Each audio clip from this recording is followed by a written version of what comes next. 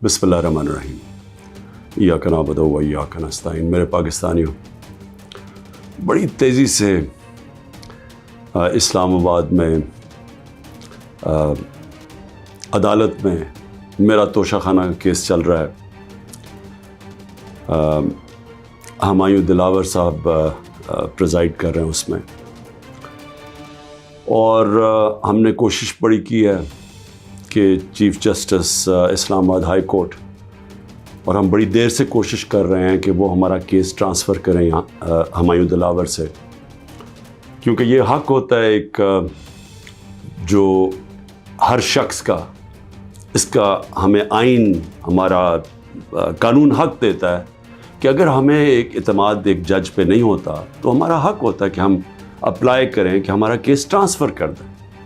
और ये हमने तब से किया था, ये मैंने कल भी बात की, मैं फिर भी आपको बता दूं कि जब मुझे गैर आइनी और कानूनी तौर पे उठाया गया इस्लामाबाद हाई कोर्ट से और मुझे पुलिस लाइंस में रखा गया, तो उधर एकदम पता चला कि हुमायूं दिलावर साहब ने अदालत गाली और मुझे तलब कर लिया तोशाखाना केस पे। ना मेरा वकील, ना मुझे पता है किसी चीज़ का, और उस केस में फिर फर्द जुर्म लगा दिया। कानून तो यह है कि मुझे बता के लगाना चाहिए था, बताए बगैर लगा दिया। तो हमें तब ही समझ आ गई कि ये हमें यहाँ इंसाफ नहीं मिलेगा। तो उसके अगले दिन हमने तब से अप्लाई किया इस्लामाबाद हाई कोर्ट में ट्रांसफ़र का। अब मैं बात कर रहा हूँ 12 मई को। ये तकरीबन अब समझ लें कि 3 महीने गुजरने लगे। तब से अप्लाई किया हुआ है और कोशिश करते गए कि हमारा केस इस अदालत से निकाला जाए।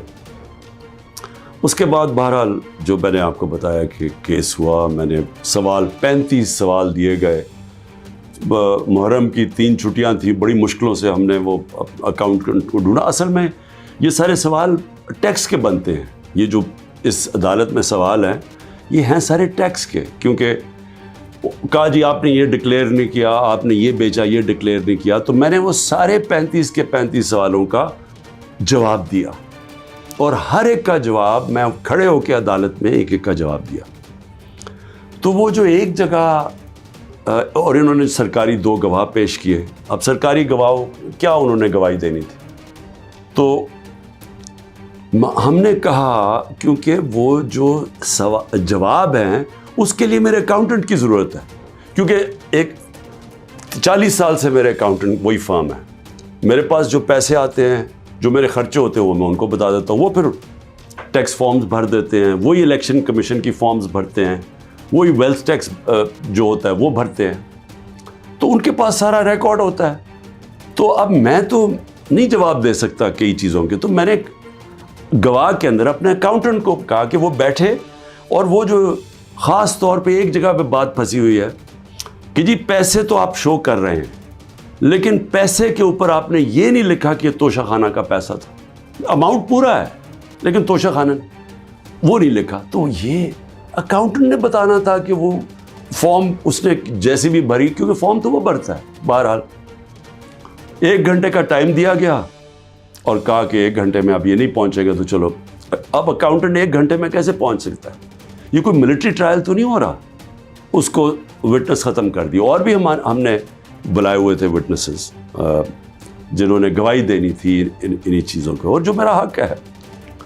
अब एक फेयर ट्रायल होता है कि आपको मौका मिले कि मुझे एक्यूज़ करें, मुझे मौका तो दें कि मैं अपनी सफाई पेश कर सकूं। नहीं मौका दिया गया, और बड़ी जल्दी सब कुछ तेज़ी से किया जा रहा है।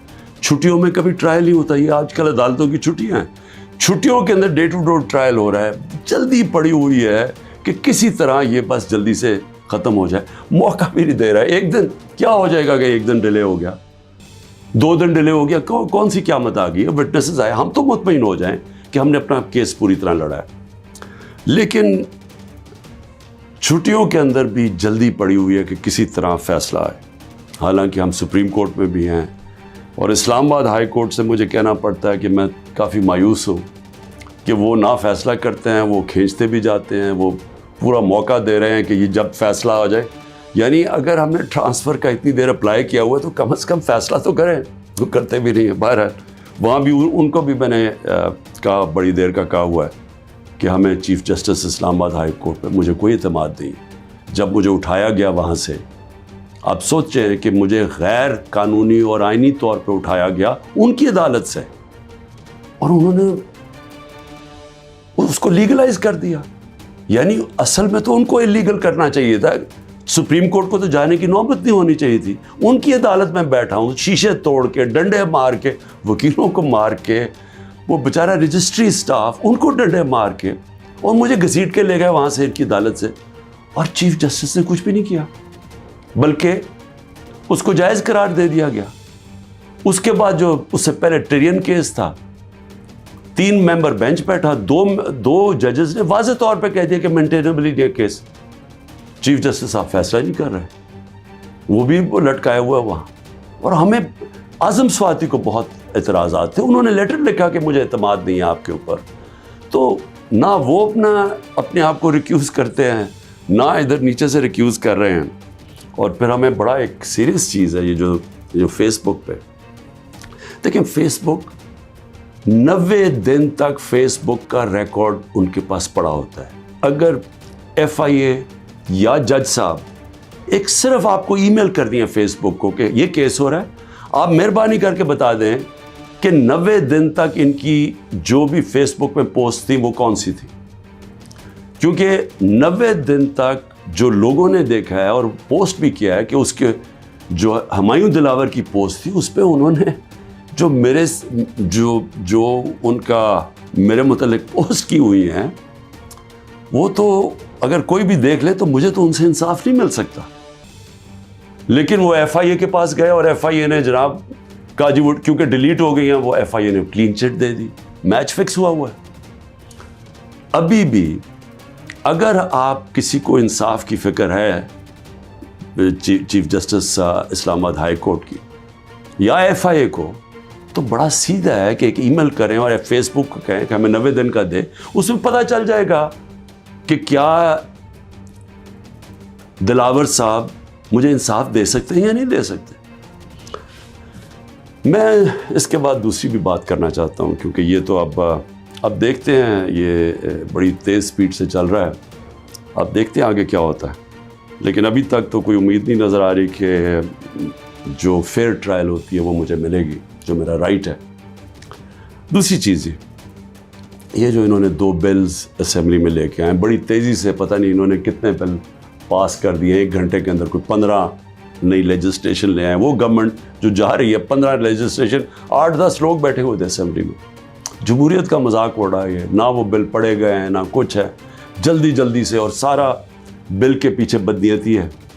اور یہ جو 2 بلز انہوں نے انٹروڈیوس کیے ہیں, سیکریسی ایکٹ اور prevention of extreme violence act, یعنی یہ جو 2 بل ہیں یہ تو ایک قوم کو غلام بنا رہے ہیں. یہ تو اسٹالن کی USSR کے اندر اس طرح کے تو قانون بنتے تھے, یا نازی جرمنی میں بنتے تھے. لیکن یہ کسی آزاد معاشرے میں تو کوئی تصور بھی نہیں کر سکتا کہ انٹیلیجنس ایجنسی فیصلہ کریں گی, کسی گھر میں بھی گھس جائیں گی اور فیصلہ کریں گی کہ یہ گھر کے اندر کوئی دہشت گرد ہے. اور وارنٹ ایک جو ہوتا ہے, گھر میں گھسنے سے پہلے آپ کو سرچ وارنٹ لینا پڑتا ہے, اس کے بغیر آپ گھس جائیں گے گھروں میں, کسی کے گھر میں بھی گھس جائیں گے اور کچھ بھی کریں گے, اور کسی کو ان کو روکنا نہیں چاہیے. تو یہ تو ایک ملک میں بالکل ہی غلاموں کو کنٹرول کرنے کے لیے ہو رہا ہے. پھر سیکریسی ہے, ایک اور ایکٹ لے آئے ہیں کہ آپ کسی بھی اگر کوئی انٹیلیجنس ایجنسیز کا کوئی آدمی ہے, اس کا آپ نام بھی نہیں لے سکتے. اگر آپ نے نام لے لیا تو وہ آپ کوئی اسٹیٹ سے غداری کر دیں گے, سیڈیشن ہے وہ. تو یہ تو اس طرف جا رہا ہے کہ جنرل مشرف کے مارشل لاء میں بھی اس طرح کی حالات نہیں تھے. یہ تو بالکل ایک وہ معاشرہ, اور مجھے لگ رہا ہے کہ تیاری کر رہے ہیں کہ انہوں نے تو الیکشن کا کوئی نیت ہی نہیں نظر آ رہی. تو اگر الیکشن نہیں کروانے ہیں تو اس کے بعد تو پھر لوگوں کو کنٹرول ہی کرنا پڑے گا, تو انہیں حربوں سے کنٹرول کرنا پڑے گا. اور مجھے جو خوف آ رہا ہے، میں آخر میں صرف یہ بات کرنا چاہتا ہوں کہ اس وقت جو پختونخوا ہے اس کی ہمیں فکر کرنی چاہیے، کیونکہ ان کی کوئی اپنی الیکٹڈ گورنمنٹ نہیں ہے اس وقت. ان لوگوں کو اوپر مسلط کر دیا ہے جن کی کوئی قانونی حیثیت نہیں ہے، اور وہ جو وہاں کر رہے ہیں، جس طرح کی کرپشن ہو رہی ہے اور جس طرح کا وہاں وہ صوبہ آہستہ آہستہ وہاں دہشت گردی بڑھتی جا رہی ہے، لا قانونیت بڑھتی جا رہی ہے، تو وہ تو لوگوں کو پہلے نوجوان وہاں سارے قبائلی علاقے کا جو جس طرح کی تباہی مچی تھی، جس طرح کی قتل و غارت ہوئی ہے قبائلی علاقے میں، ڈرون اٹیک سے، ملٹری آپریشنز، اوپر سے طالبان ایک طرف، وہ دوسری طرف فوج، تو وہ جو لوگوں سے ہوا، جس طرح کی تباہی مچی وہاں، تو وہ تو اسی سے ابھی نکل رہے ہیں. تو اگر یہ اسی طرف چلا گیا پھر سے، تو مجھے تو سمجھ نہیں آ رہی کہ کیا جو اس وقت فیصلے کر رہے ہیں اس ملک کے، کیا ان کو اندازہ ہے کہ نیچے گراؤنڈ کے اوپر کس طرح کا غصہ اٹھ رہا ہے؟ کیا اندازہ ہے کہ جب وہ پولیس لائنز کے اندر جب 100 پولیس والے شہید ہوئے تھے، پتہ ہے نیچے سے کیا آوازیں آ رہی تھیں؟ اور اب جو بجوڑ میں ہوا ہے، اس کے اوپر سارے پختونخوا کے اندر کس طرح کا غصہ گیا ہے؟ کیا کسی کو اندازہ ہے کہ یہ کس طرف جا سکتا ہے؟ اور میں اس لیے کہہ رہا ہوں کہ بہت ضروری ہے، ایک ہی طریقہ ہے کہ یہ جو نیچے گراؤنڈ کے اوپر غصہ ہے، یہ تب نکلتا ہے جب الیکشنز کرواتے ہیں. الیکشنز میں لوگوں کا غصہ نکل جاتا ہے، اور پھر ایک جب منتخب گورنمنٹ آتی ہے، لوگ امید لگا لیتے ہیں، اور ہوتا کیا ہے کہ وہ جو سارا ٹیمپریچر ہے وہ نیچے آ جاتا ہے، اسٹیبلٹی آ جاتی ہے، استحکام آ جاتا ہے ملک میں. تو یہ جو دوسری طرف ابھی کوششیں ہو رہی ہیں، جو لوگ اس ملک میں جن کا جینا مرنا ہے، ان کو خوف آنا شروع ہو گیا.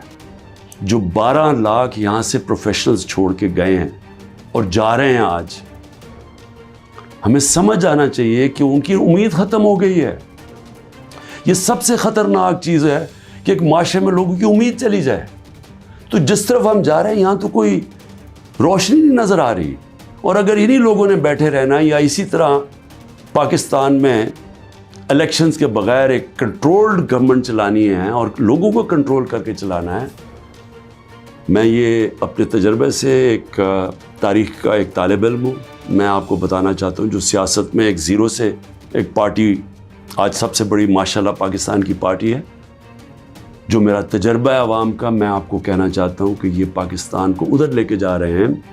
جو لوگ سمجھ رہے ہیں کہ وہ ڈنڈے کے زور سے اس ملک کو کنٹرول کر لیں گے، وہ سمجھتے نہیں ہیں، عوام کی سوچ نہیں سمجھتے، نہ وہ تاریخ جانتے ہیں، نہ وہ پولیٹکس سمجھتے ہیں.